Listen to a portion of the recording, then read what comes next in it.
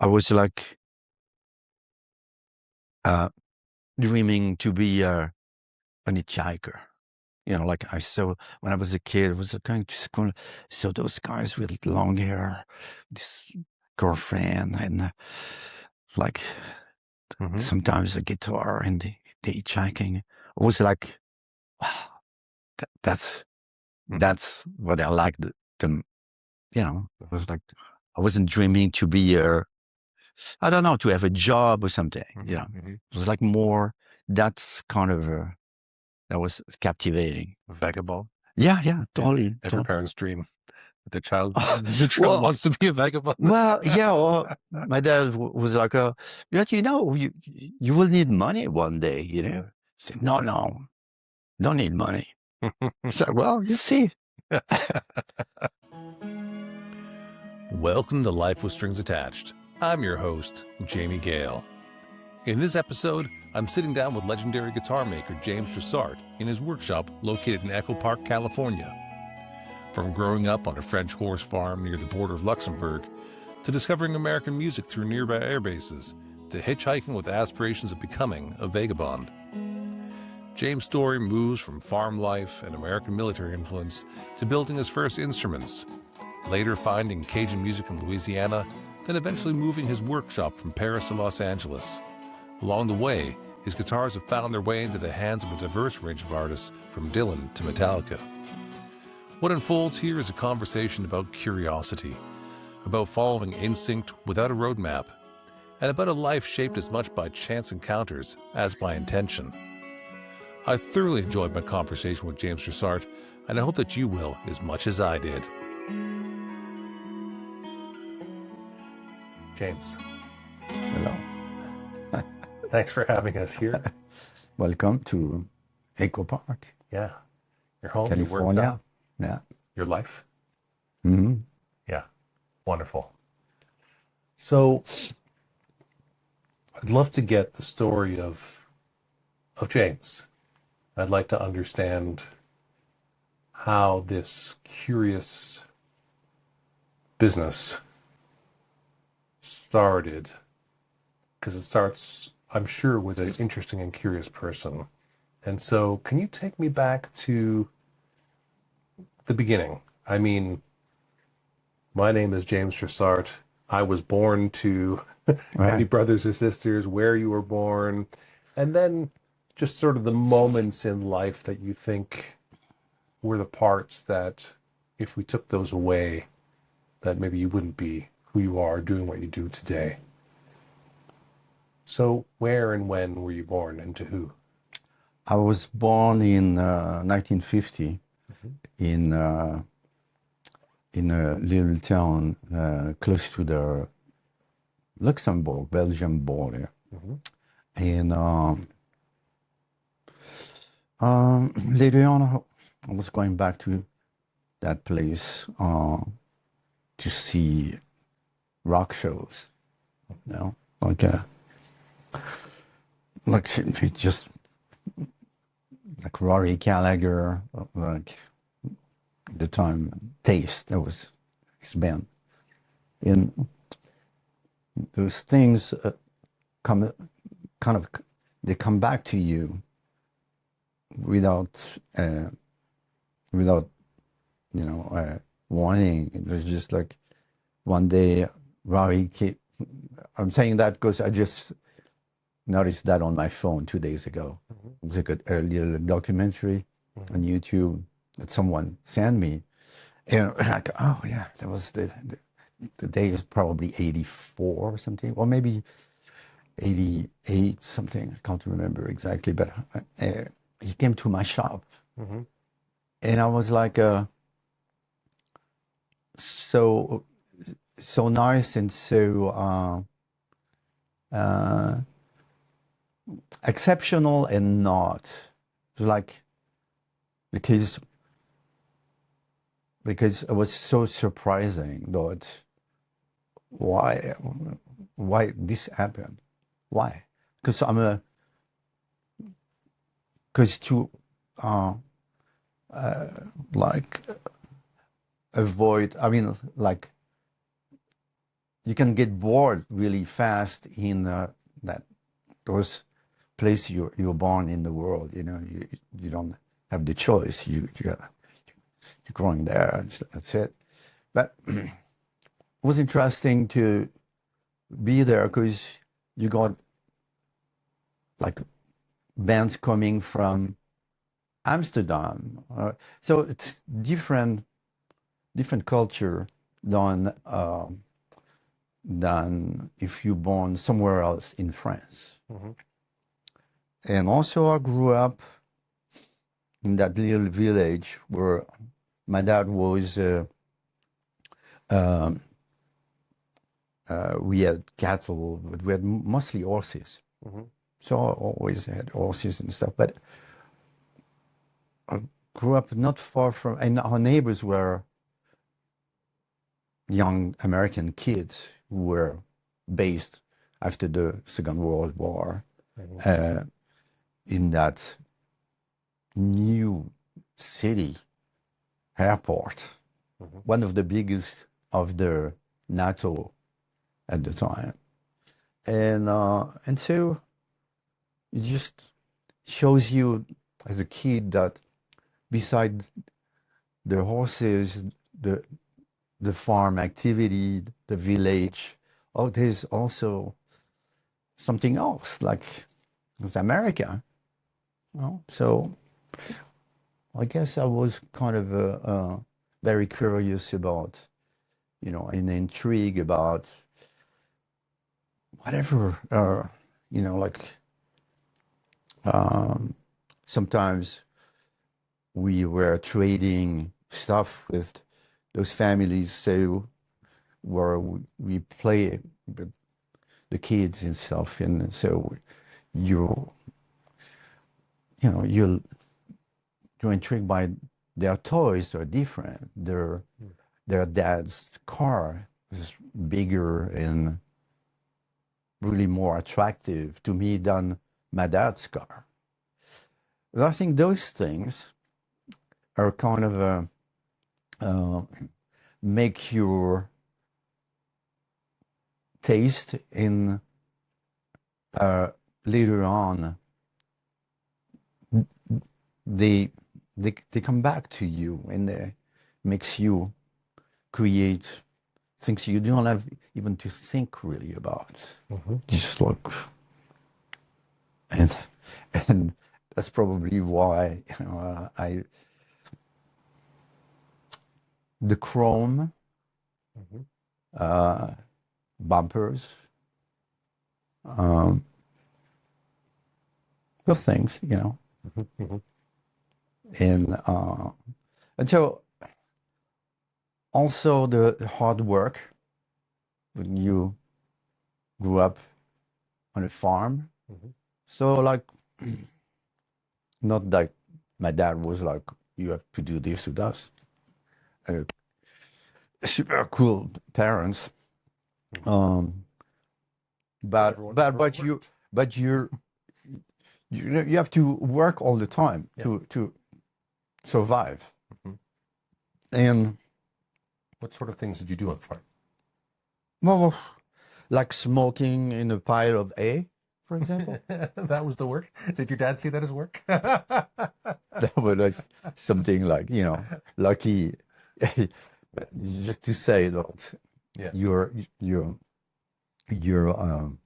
lucky you didn't put the farm on fire or something, but just also that kind of freedom that you have when you're a country boy, where your parents, they don't have time to look after you all the time. So you do all kind of shit, all kind of mistake, all kind of whatever, just all that, and I think like smoking was something I was very attracted to. Like I was like super excited to become an adult. I mean, all those things kind of participate to what I've been doing after and the way I've been doing it. without too much discipline. Mm-hmm. And that's probably what I like the most. But in another hand, I surprised myself to be so on top of those things that I've been building in without too much guidance and training, and so took me a long time to like evolve.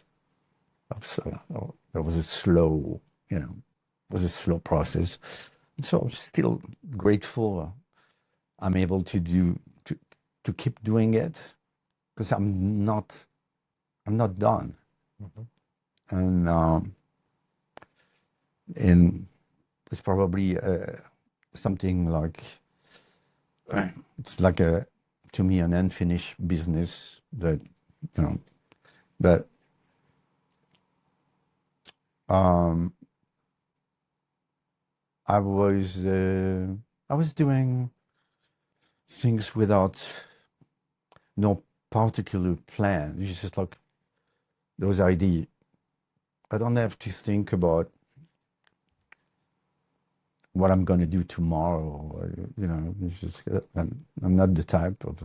So that's why I'm still doing things like I was doing 40 years ago.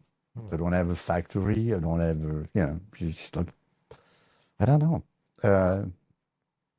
Sometimes I'm like, oh, visiting factories. Oh well, but I love my lifestyle. So I've always been without no money to start. I've always been like lucky to rent a mansion in the first place next to a little town where they make violin and bows and stuff, Mercourt. And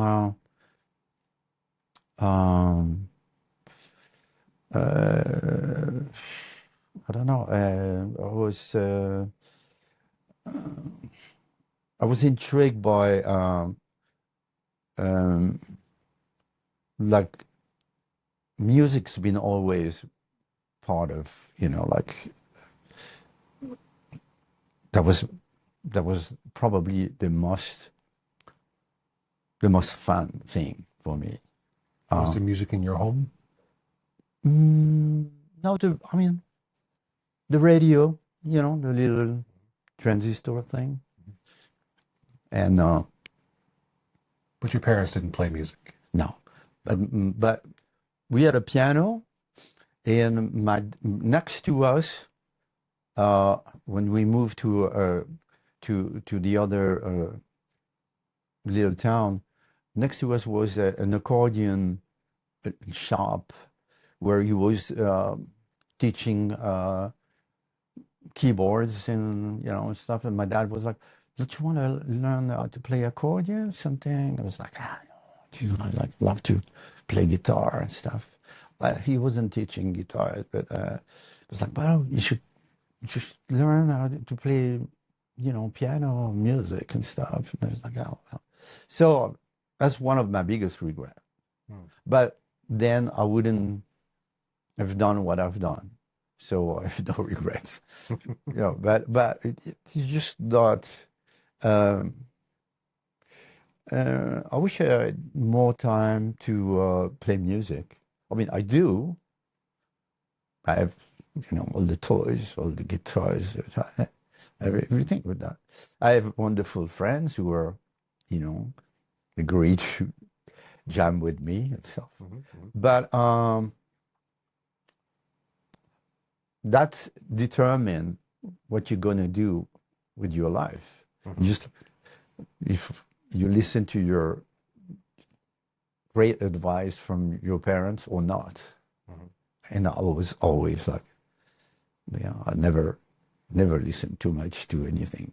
So that puts you in a certain position socially too. Like I was, I was accepted in university, but I never went. Mm-hmm. So things like this. So also that determine that kind of character, uh, put you in a certain place where you, I don't know, you just like, you want to, I was like dreaming to be an hitchhiker. You know, like I saw when I was a kid, I was going to school, saw those guys with long hair, this girlfriend, and like Mm-hmm. sometimes a guitar and the hitchhiking. It was like, that's what I liked. You know, it was like, I wasn't dreaming to be I don't know, to have a job or something. You know, Mm-hmm. it was like more, that's kind of, that was captivating. A vagabond. Yeah, totally. Every parent's dream. Their child, Well, wants to be a vagabond. well, yeah. Well, my dad was like, "But you know, you will need money one day." You know, I said, "No, don't need money." It's like, well, you see. Anyway, my dad came. My parents came. I invited them a few times to come to this place, to Los Angeles, and my dad was really, and they were really happy about what I was Yeah. living through, you know. It's Mm-hmm. like, Mm-hmm. they were always encouraging. Like, yeah, it's great. Never, you know, never, oh, you should do this or that, you know. Mm-hmm. As a guitar builder and a player, you have a sense for when something's working right. That's why so many of the world's best trust D'Addario. Unmatched tone, perfect intonation, and strings made to the tightest tolerances in the industry. That reputation is no accident. It's the result of 400 years of being obsessed with quality and innovation. D'Addario, when you know, you know. Okay. So you're growing up on the farm. Hmm. You have some work to do, but you have American neighbors. You've seen some American toys and cars. You're intrigued by this. You're intrigued by the long hair guitar playing vagabonds hitchhiking, Mm-hmm. you know, and then you decide not to go to university. So I became that. So you became that. I became that because um, uh, I've heard like what is that instrument like Brian Jones is playing on Lady Jane. Mm-hmm. And someone said, oh, that's a dulcimer. And then I met some people who were like doing folk music in France. You know, want to recognize the dulcimer. I said, oh, wow, how can I get one? You have to. Nobody's like, you won't find one in the shop or something. You have to make it. I say, well, yeah, really? And so it's like, yeah. So I got in touch with those guys, and without too much, I figured out how to make one, and so I bought the tools, like and I always loved like at school, it was like maybe once a month we had a little access to a little workshop for an hour. I was like, oh man, it's over. And now, yeah, in 2 weeks you get back. And I was like, wow, I wish I can keep working on that. So you work with a piece of metal, and I remember that I like did a horse, you know, like something to put in between books, you know, like. And I remember that I had, I think my sister still has that. It's like a horse, and I don't know, it took me like 6 months to do that. And I really enjoyed that. And the smell of those tools and the metal and stuff. And that was it. Later on, I was like, wow, I love that thing. And as a, you know, a 3-string or 4 strings instrument. So like, well, it's like with one finger you can do a song. You can, yeah. And so I was like totally, interested in like folk music of all kind. So I started to collect vinyl and stuff at the time of, Indian music and this and that. And there was, so for example, I started to, a friend of mine was playing sitar, and so I understood how the sustain, the sound, the drones, and all that. And I always loved the drone. It's like, so like, oh, maybe I can do my dulcimer can sound like a sitar thing. So I start to work on the notes, make them more flat, so it sounded like. And so I discovered at the time, when I was maybe 18, discovered Cajun music. I was like, oh, that's really great. So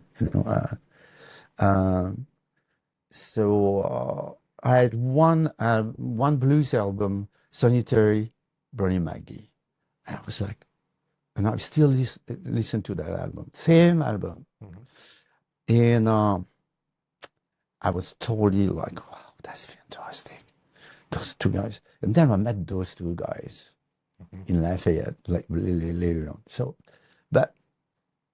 there was like the blues, there was like the the Stones, the Beatles, George Harrison, the sitar. It was kind of a psychedelic stuff. I was like totally into that, It's like, it was a wonderful time because at the time there was not as much music as today, but it was like, it was fantastic. And you were the prime age. Huh? And you were the prime age. Yeah, it was like from 65 to 60, let's say 69, first festival in UK. Yeah, but you're 15 to 19. I mean, you are the teenager during those years. Yeah.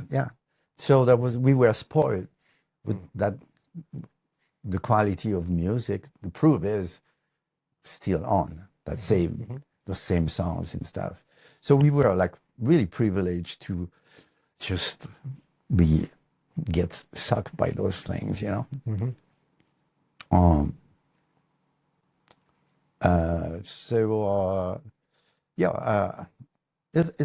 like all those circumstances that you want to find your own place, and you find a mansion so you can, and it's near a little town where they make, at the time they had like probably 1,000 violin, guitar makers and stuff. Sort of was like a really good place to be. And when you're in your 20s, and so you started to make like those dulcimers, and at the time you didn't need much money the rent was really low. It was really easy time, so I can make like a couple dulcimers, and that's it. And they were like $50, something like that.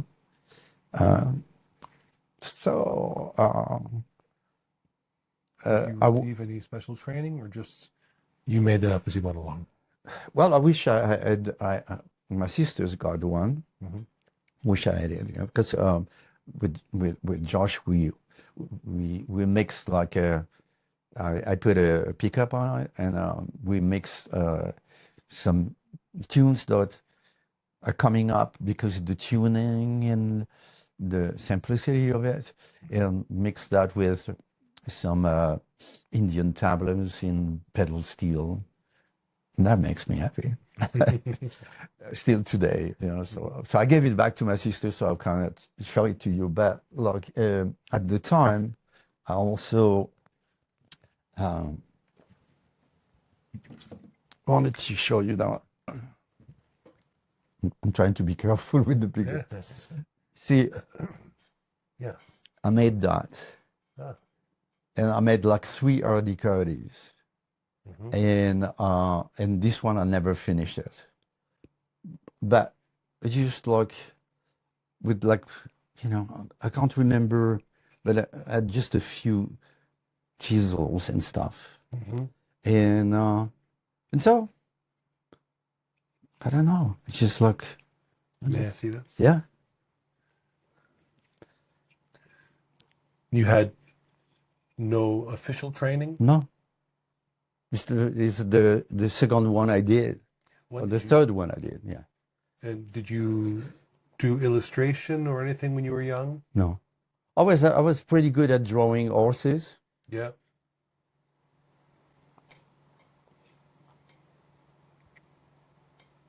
You just started this when you were 18 years old or so.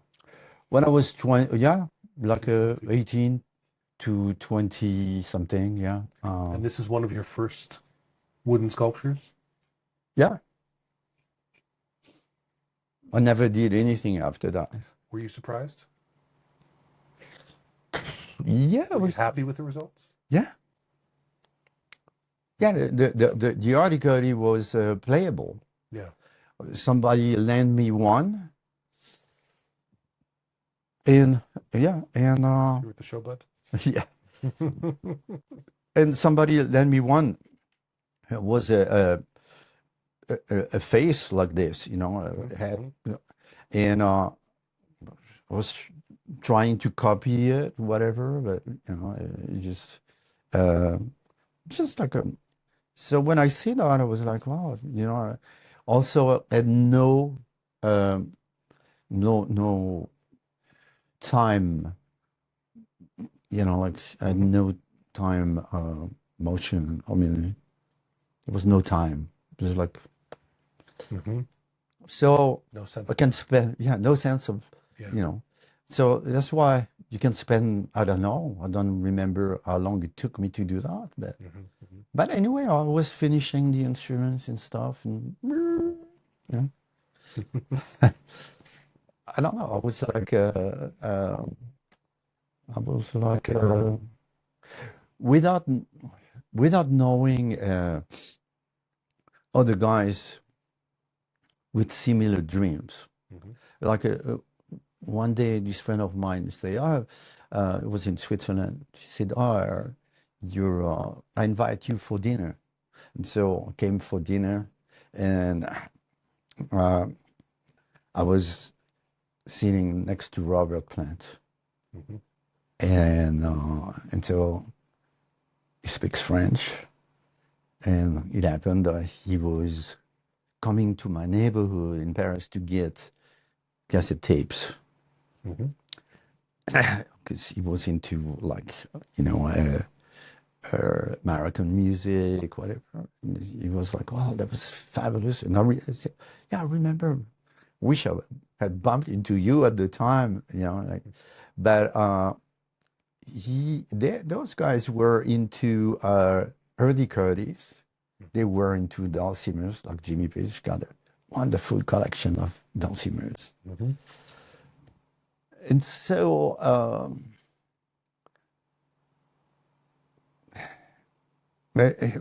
those meetings with people like this, like, consolidate your personal intuition.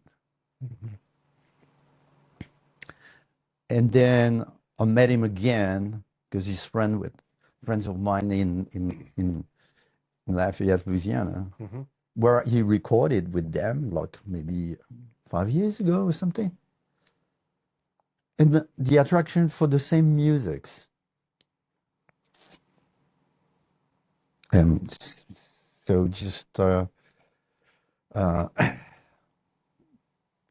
shows you later on that I was on the right tracks. Right tracks, yeah. And that around you, nobody understand why you're doing this or that, or you're doing those long detour to come back to this.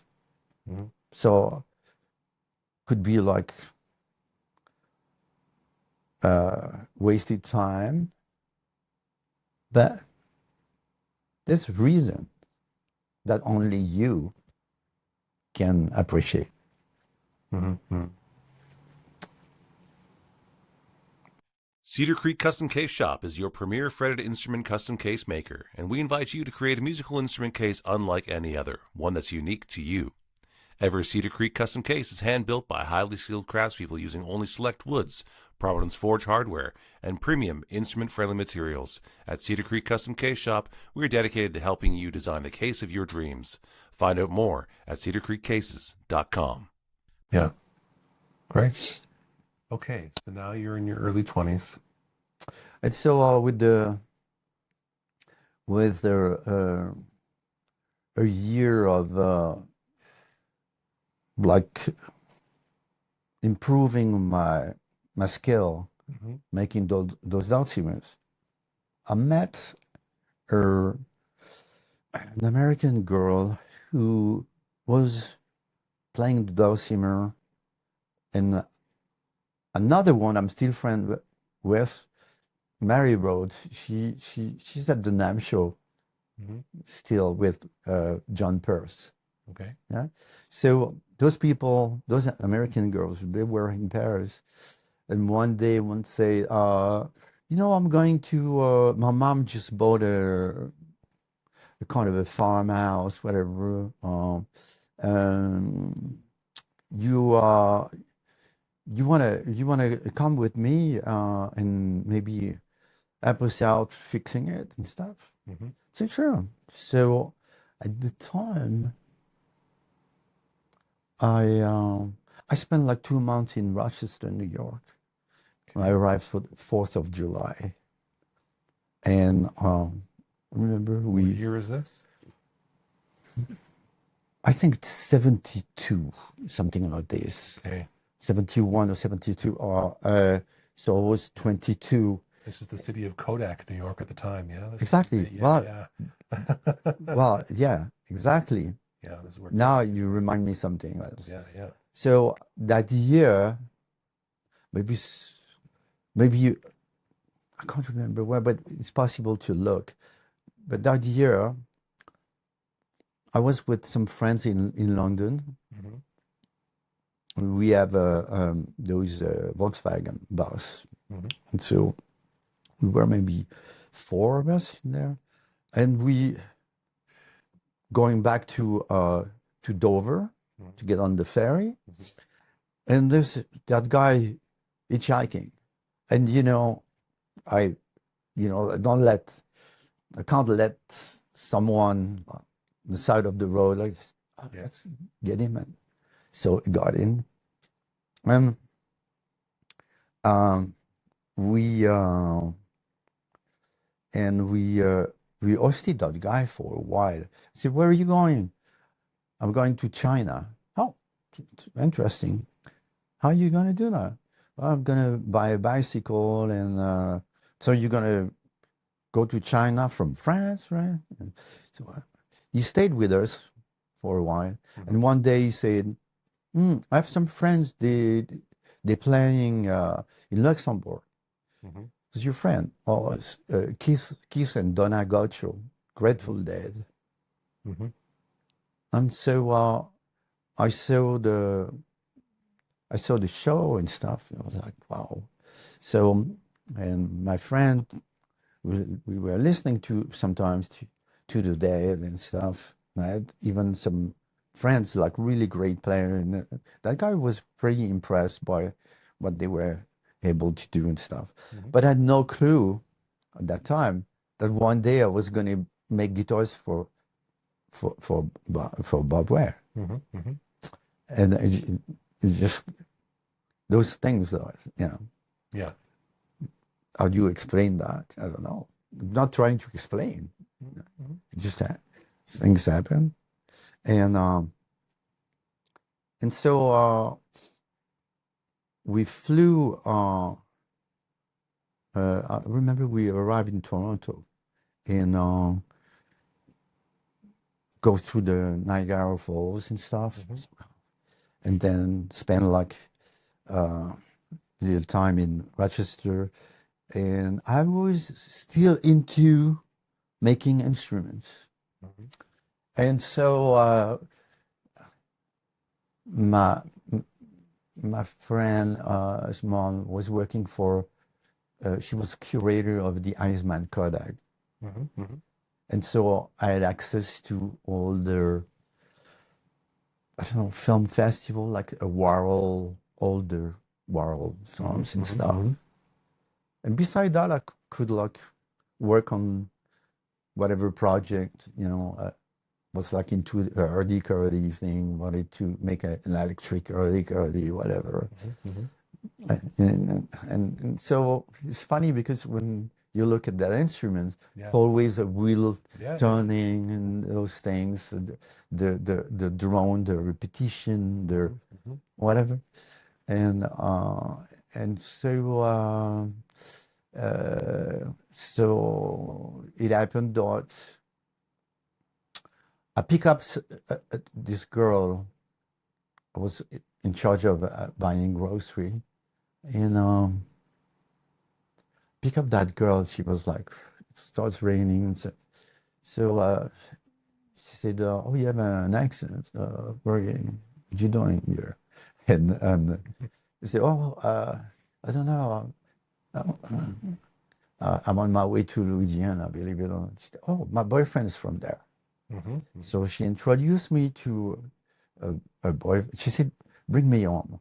So, but boyfriend doesn't speak, but the mom she's Cajun, and so she said, "Oh, mais amène-toi ton petit violon et il va jouer une petite valse ce soir." Et donc, so I went there and brought my fiddle and sing some Cajun songs and stuff.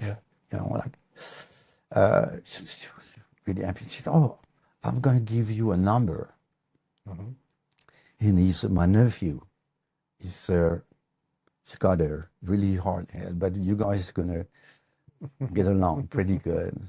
And she was right, because we're still friends. We're still close friends. Zachary Richard. And so I hitchhike from Rochester to Lafayette. And I called him, and he came and picked me up. And we next day we put a little Cajun band together called the Bayou des Mystères. And it was kind of a fantastic. It was kind of a you just want to stay there and just live there and play some music and I don't know and dive into that, which I did. And but I don't know. I stayed like first time I stayed like I don't know, maybe 3-4 months. Can't remember exactly, but that was like that changed everything. So first trip was like, wow, I don't want to go back. Oh, it's like and I think I had I had like a metal violin. That was my first thing.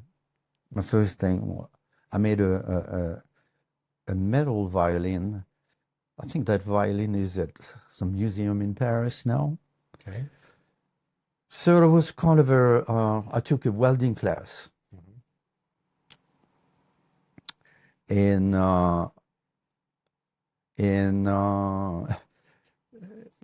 there was like free. I saw that little ad in the paper. If you want to learn how to welding and stuff, so I did, and say, what do you want to do? Oh, that guy said, oh, I want to do a mailbox. This one, I want to do. I said, I want to do a violin. It's like, violin? And so, I did. I did a few like this, Yeah. and I was pretty happy about it. It was not like really a fantastic instrument, frankly. You know, it was like, so sometimes I feel where, you know, James, I think you should do something else, but you know, it's like, you don't you waste your time doing that, man? And well, I show you the other. I mean, years later, it was like, well, I'm gonna do something else like wood and metal and stuff. Yeah. But that turned me on the idea of linked to the resonators and stuff, and my, you know, my love for the blues stuff. It was like I started to later on put those kind of, you know, Les Paul kind of shape. So I still have some prototype from the time that I kept with me. They were stainless steel. So it's kind of a, you know, it's kind of a roller coaster of, you know, you you want to play music, but how can you do that? You know, and I always love to have a workshop. Wherever I am, there's a workshop, so I can come up with stuff. And so I was like doing like a setup for some friends in the same time. So keeps you like aware of what's going on with the guitar, electric guitar and whatever. So I was able to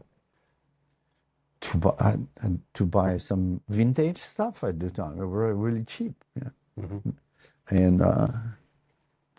And some people were already changing pickups, you know, like, and so you look at, oh, that's a better way to do that, you know. You don't have to, I mean, just dig with a chisel in the middle of that SG, whatever. Yeah. So,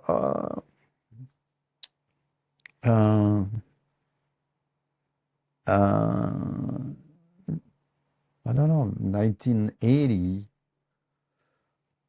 I decided to go back to, so I went a few times back there, and 1980, I was like, oh, I'm finished with work, so somebody set a fire in the mansion that I was renting.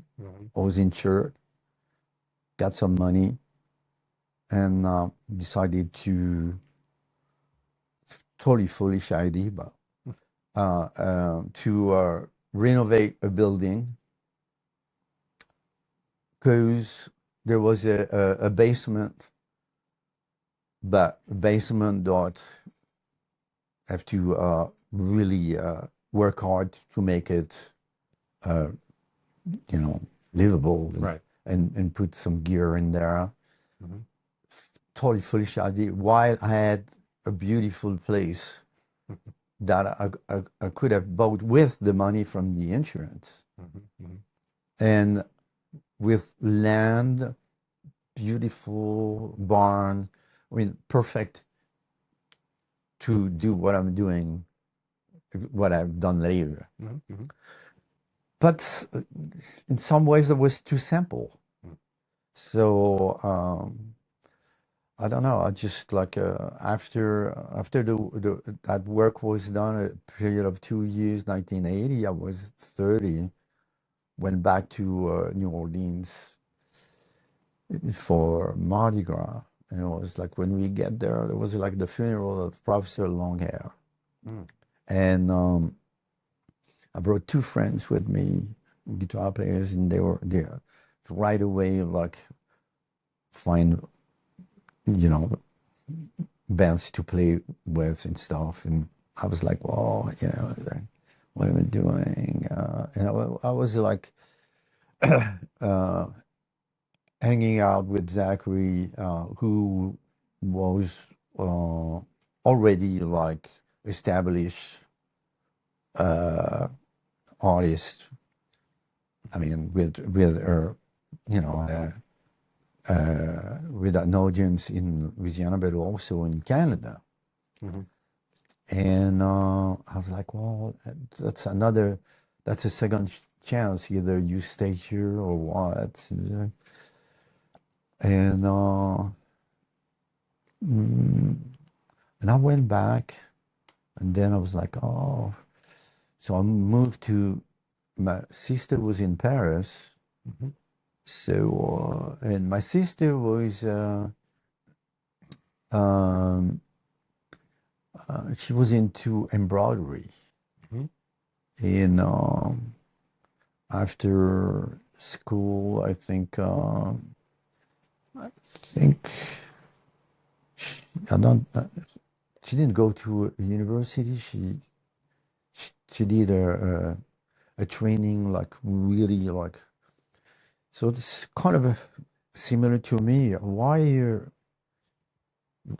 are you doing that? Like, Mm-hmm. but she became the the embroidery um,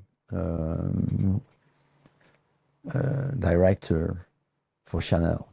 Mm-hmm.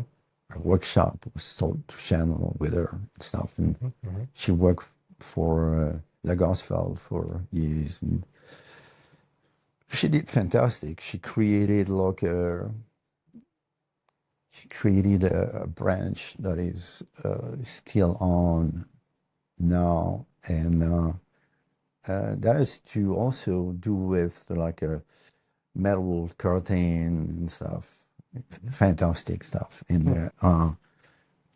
So I don't know how we explain that, but people say, well, your parents were into music or they were into, uh, yeah, no, No. no.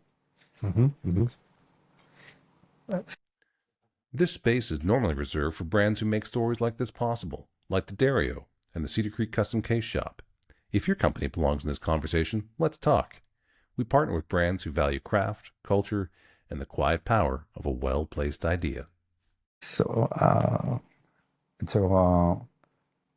then I joined some guys who were we were kind of the same level of, so they were doing repairs, and I didn't mind to do those metal guitars. Mm-hmm. So I already started in before coming to Paris. I already had and and I opened after a year or two. I opened and Paris was great.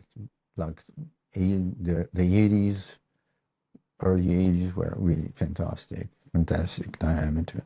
So I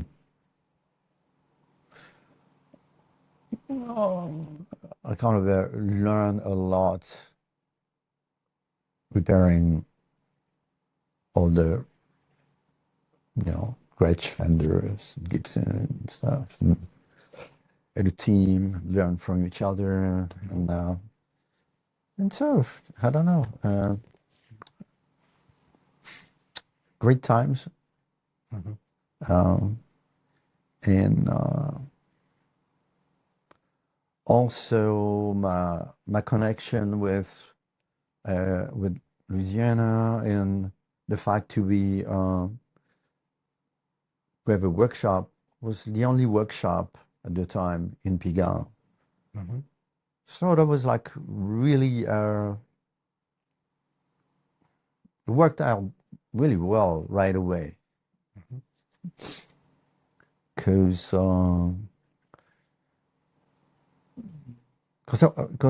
my doors were really wide open to anyone, so there was no discrimination at all. It was like, no. That was like a interesting time to come up in the middle of all those repairs to come up with also some projects and start to build custom stuff too.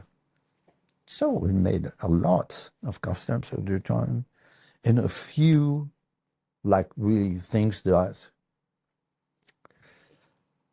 you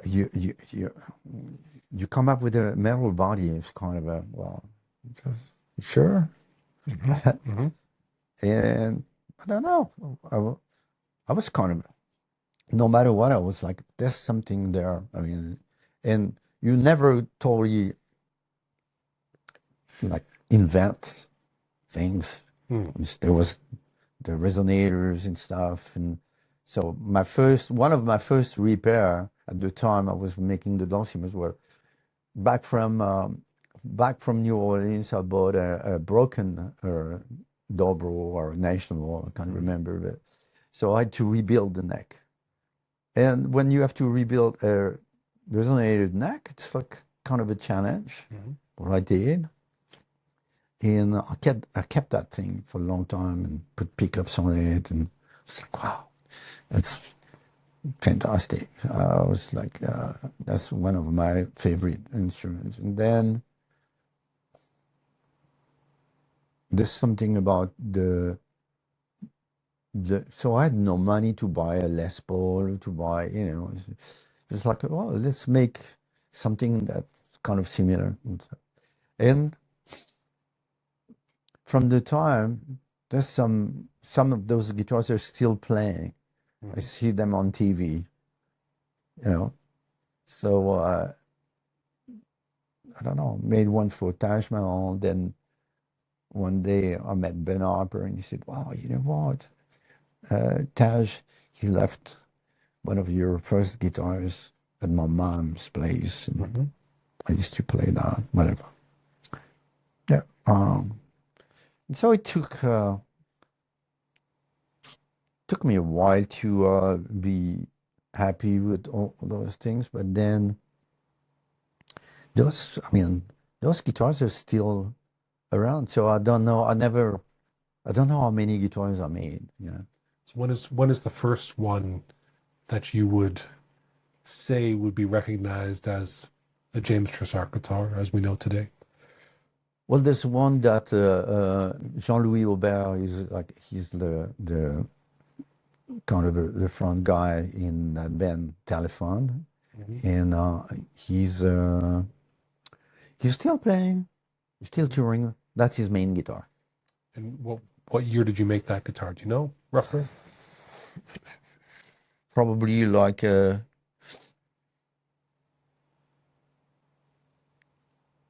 I don't know, probably like in the 90s, or I mean early 90s, maybe late 80s.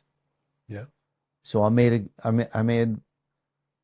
one for Eric Clapton. I made one for Robert Cray, and they were like Telecasters shape, but with a Gibson scale and 24 frets. So they were kind of we can say it's kind of a mistake, but in the same time, well, Robert Cray still playing that thing in the middle of all their Fenders. Okay. So just. And when was that? When was that?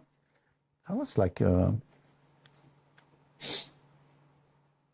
late 80s. Okay. Yeah. Yeah. Okay. So you start making the metal bodies while you're in Paris. No, before Paris, Before when I Paris, was in the country. in the countryside. So Yeah. okay. And so what's the next major point? When do you, is there something else in France, or when do you finally arrive in America? Well, uh, well, I met Penta, the what do you call that? A friend of mine was in charge of the jazz fest in Nancy, Mm-hmm. and it's still on that festival and stuff. And so once a year, it comes to Paris to let their people know in Paris who's going to be uh, on the next bill, and Yeah, stuff. the North Sea Jazz Festival. Yeah, Yeah. and so I met Penta. She's from Seattle, and she was just finishing an album, which was like a sort of a ambient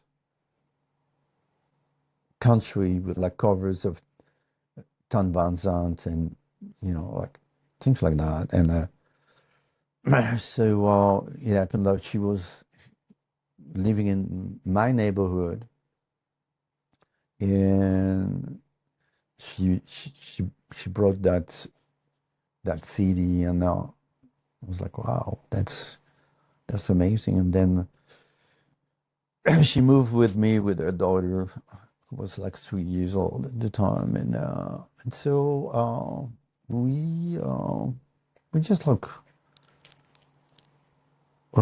we were playing music and without too much, like.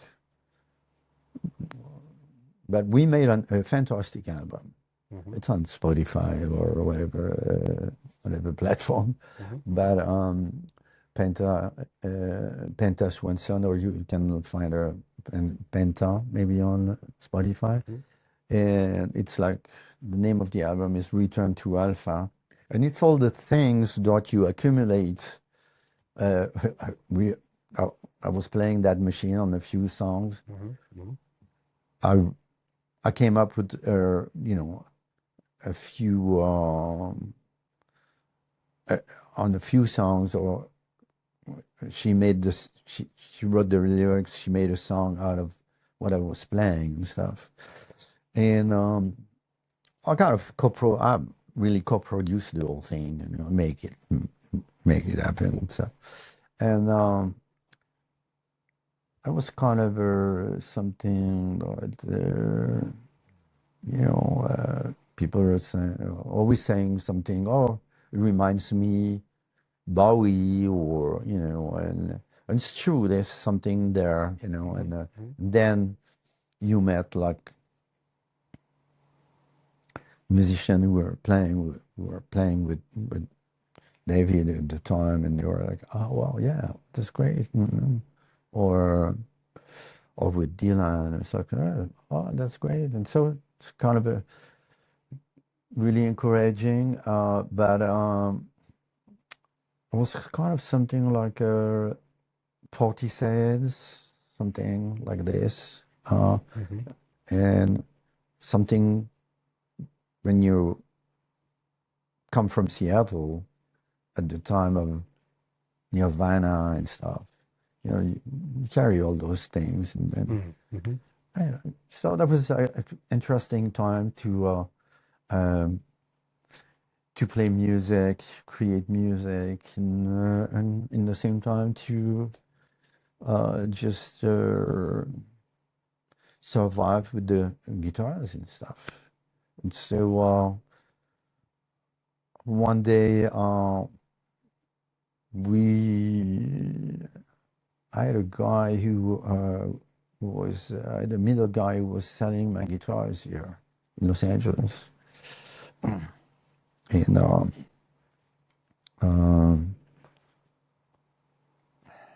it was kind of a difficult period because he wasn't the right guy to, but anyway, he managed to sell my guitars to Guitar Center. Mm-hmm. And so nobody's seen that before. So they were like mostly rusty ones. Mm-hmm. Mm-hmm. And so, I don't know, probably 50 of those. And Billy Gibbons bought one. Mm-hmm. So those were, I think, the shiny one or something. Yeah. But mostly the rusty one. And so they end up in all kind of hands, like from the Guns N' Roses to, I don't know who to mention, but Yeah. you know, and so that takes you to, well, That's before Guitar Center had a bunch of stores all over the country. The Guitar Center is from here in Los Angeles. right. That was in Los Angeles. So this is like the original Guitar Center. Yeah. Yeah. And so at some points I never, for the first little batch I got paid, but then he forgot to pay me. So it was like kind of a year work. Mm-hmm. Never get paid, so we were kind of, oh fuck. But then we got the opportunity to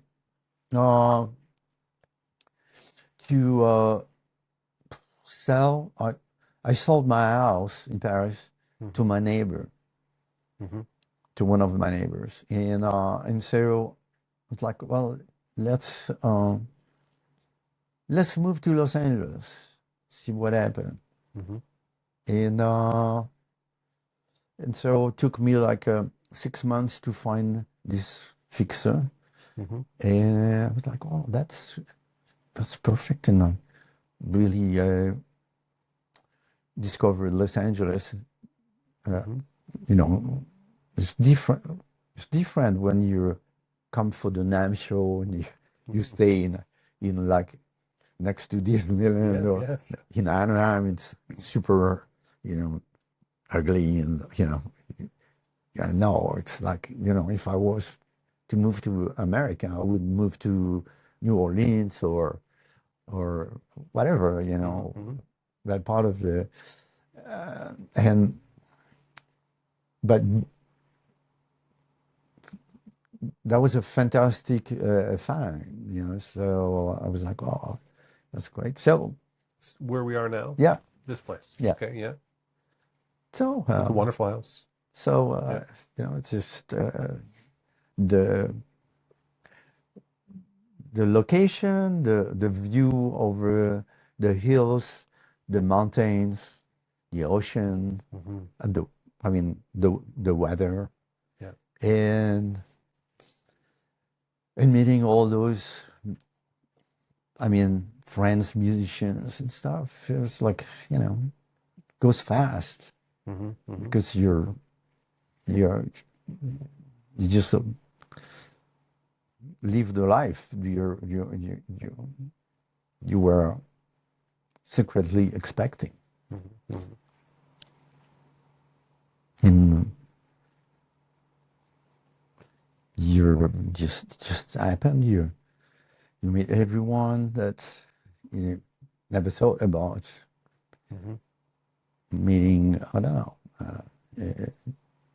Well, those guys I made guitars for. Yeah.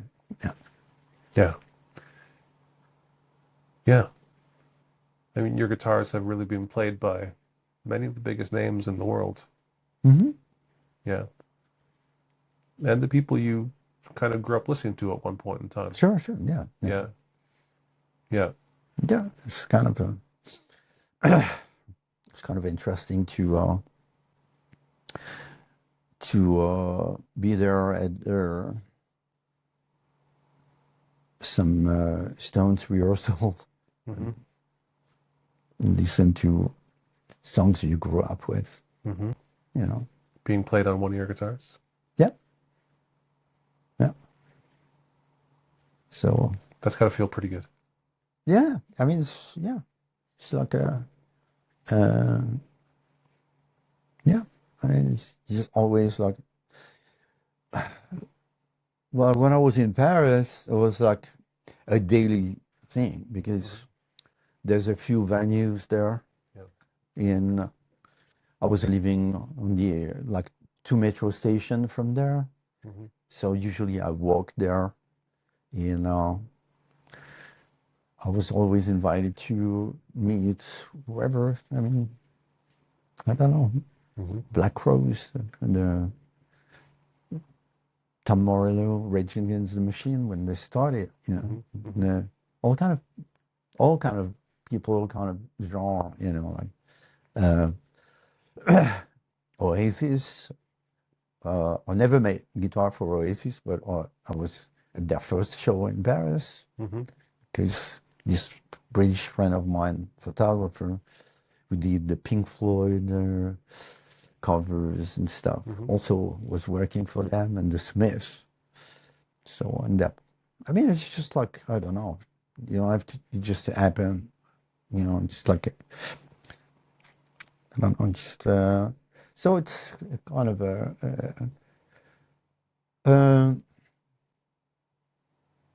a kind of a good kind of satisfaction to be able to survive with what you do, Mm-hmm. and and you know, like I don't know. I was like some guys were like working with me. It was like, oh, you should do some guitars for Metallica. Yeah, well, yeah, sure. And one day, James Hetfield ordered a guitar, and so I went to the forum, and he he said, "Would you want to you want to stay for the show?" It's, yeah, I've never seen Metallica Mm-hmm. live, and oh, I love it. So, oh, come with me, and in fact, he had already 5 of my guitars. So that's yeah, Yeah. you never know. I mean, it just happened. Mm-hmm. Mm-hmm. Billy Gibbons was like also very super sweet with me, and I went to I went to a show in France. In I talked to one of his guitar techs or something, and said, you want to show that to Billy and stuff?" I said, "No, no." And then a friend of Billy came to do a project with me. It was like a kind of a keyboard, but they were at school together or something. Mm-hmm. And one day he said, "Hey, ZZ Top's coming soon to Paris. You want to come with me to the show? You want to show Billy the guitar?" And so right away, it was like, "Oh my God, yes. Um, can you make this and that?" So I hang out with Billy for a couple of days and stuff, and I was like, I don't know. I was like, wow, that's funny that I was like, I felt really rejected a few years before, and now it's like, oh, wow, you know. So all those little things Mm-hmm. makes makes it uh, who you are, and probably makes you more confident about what you do. Mm-hmm. Uh, um, not looking for the approval of, but that's an approval. Mm-hmm. The fact that all those guys are playing. Yeah, of Right. course. Yeah. So that makes you a little more confident. Mm-hmm. That's it. That's proof it's working. Huh? Yeah. Yeah. Yeah. Yeah, of course. And it's functional. Mm-hmm. It's and it looks like my stories. Mm-hmm. Mm-hmm. I mean, you can see. I mean, those marks, Mm-hmm. like the Louisiana story. You know, the alligator stuff, the engraving, the guns. I'm against guns, but I love to look at guns. Mm-hmm. Mm-hmm. I love their I love the mix of walnut and engraved, stainless steel, blue steel, all that. So yeah, that's all the the things that you kind of look at all those hard stuff, and so a lot of people say, well, along the way that, oh, your guitar is a work of art and stuff, and yeah, and trust art. So one day this guy said, you got the perfect name, Mm-hmm. Mm-hmm. because you got the trust road Mm-hmm. Mm-hmm. and art. And so without thinking about that, one day, so yeah, yes, you're pretty, yeah, you're right. Yeah. Fortuitous. Well, are you you seem like you're content. You've led a good life. Yeah. No complaint. Yeah. Yeah. Yeah. Are you proud? Proud? No. I mean,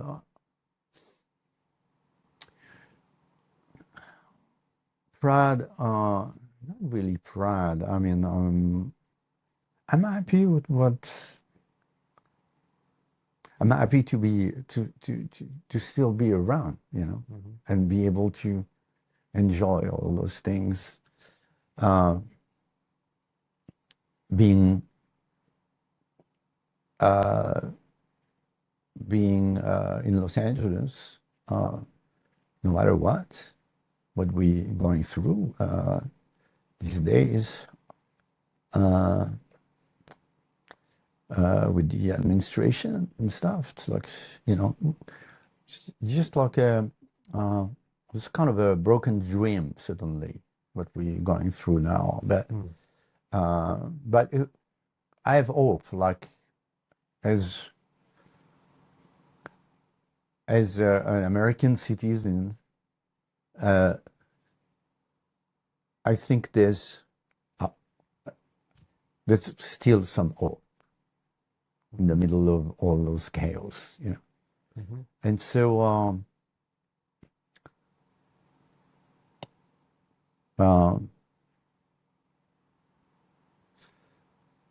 it's an interesting life journey, because I decided to cross the pond at 50 years old. Mm-hmm. So I didn't have that was effortless at the time. Mm-hmm. It was just like, yeah, everything was kind of easy, even. It was super challenging and so much work too. I mean, forgot to mention it was a lot of work. Mm-hmm. Mm-hmm. And still, it's not like, you know. Yeah. I think that a work led by curiosity and interest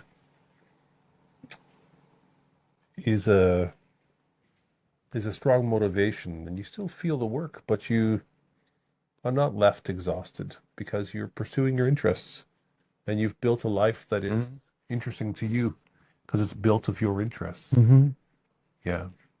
And so you may not be able to say you're proud necessarily, but I think, can you celebrate your successes? Yeah. You can accept. Yeah, sure. Yeah. You know you've done some stuff. You know that people around the world know your name, Yeah. and you know that you've made a contribution to the guitar, and the guitar is different because of it. That's right. Yeah. Yeah. Thank you for that. Yeah. Yeah, sure. No, no, I love my work. Mhm. I love the result. I love to see people are sending me like photos. Hey, can you send me the certificate? You know, Mhm. so I have to walk to the post office, and I make people happy. I think that's one thing too. It's like I have a lot of friends in the.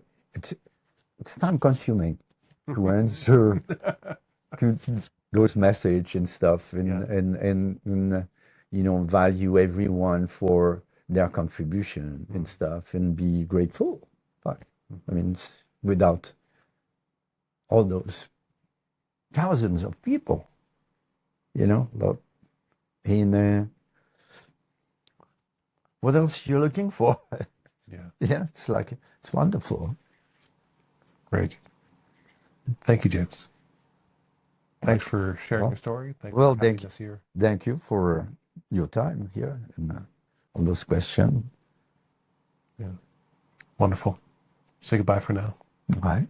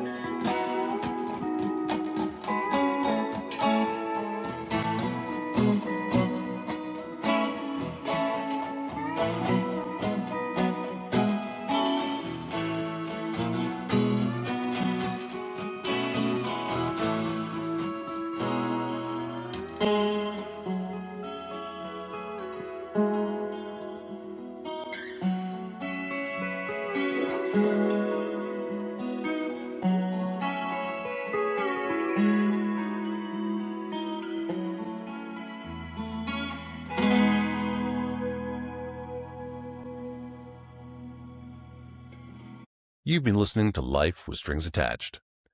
If today's conversation meant something to you, consider passing it on.